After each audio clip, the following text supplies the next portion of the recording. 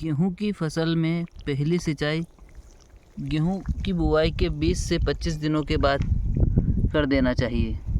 जब गेहूँ 20 से 25 दिन की अवस्था में होते उस समय इनके अंदर काफ़ी ज़्यादा जड़ों का विकास होता है और इस समय हमें इसके अंदर यूरिया की कुछ मात्रा का छिड़काव करके पहली सिंचाई करनी चाहिए।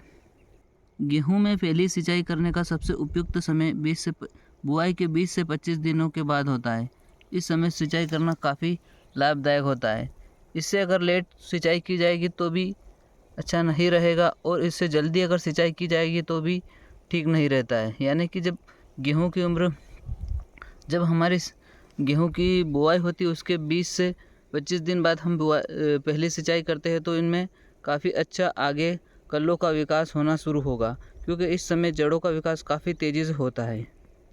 गेहूँ में पहली सिंचाई करने के 30 दिन और 35 दिन की अवस्था में, यानी कि जब पहली सिंचाई पूरी हो जाती है उसके 30 और 35 दिन में गेहूँ के अंदर काफ़ी ज़्यादा खरपतवार दिखाई देने लगते। इस समय खरपतवार के लिए हमें खरपतवारनाशी दवाइयों का उपयोग करके इसका पहला छिड़काव कर देना चाहिए। यानी कि पहली सिंचाई के बाद काफ़ी ज़्यादा खरपतवार उग जाते हैं। कुछ देख इस तरह छोटे जब खरपतवार रहते हैं इस समय इनको 2,4-D जो दवाई आती है 58 इसी उसके द्वारा इन चौड़ी पत्ती के खरपतवारों को ख़त्म किया जा सकता है।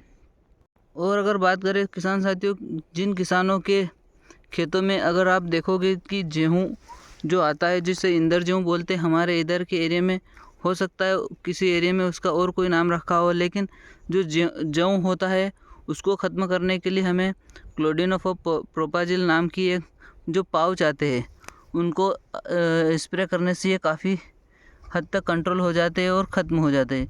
अगर आपके खेतों में भी अगर इंदर गेहूँ की अगर शिकायत है तो आप क्लोडिनोफोर-प्रोपाजिल नाम के जो पाउच आते हैं उनका स्प्रे कर सकते हो। 2,4-D के साथ मिलाकर उनका स्प्रे किया जा सकता है। यानी कि अलग से इसका खरपतवारनाशी में अलग से दोनों खरपतवार चौड़ी और संकरी दोनों को लिए अलग अलग स्प्रे करने की आवश्यकता नहीं होगी, दोनों ही स्प्रे एक ही साथ हो जाएंगे। और साथियों बात करते हैं अगर इसकी दूसरी सिंचाई की, तो यानी कि खरपतवारनाशी दवाइयों के स्प्रे के बाद जब हमारे गेहूँ की उम्र लगभग 40 से 45 दिन की हो जाती है, उस समय जब इनके अंदर कल्लों का विकास होना शुरू होता है उस समय हम इनके अंदर दूसरी सिंचाई करना शुरू करेंगे। किसान साथियों, पहली सिंचाई और दूसरी सिंचाई की मैंने जानकारी अभी तक पहुंचाई।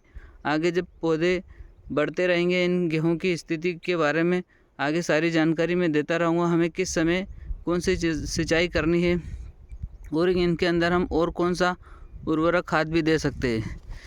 किसान साथियों, वीडियो कैसा लगा कमेंट ज़रूर कीजिए और वीडियो पर अगर पहली बार आए हो तो हमारे चैनल को सब्सक्राइब और लाइक ज़रूर कीजिए।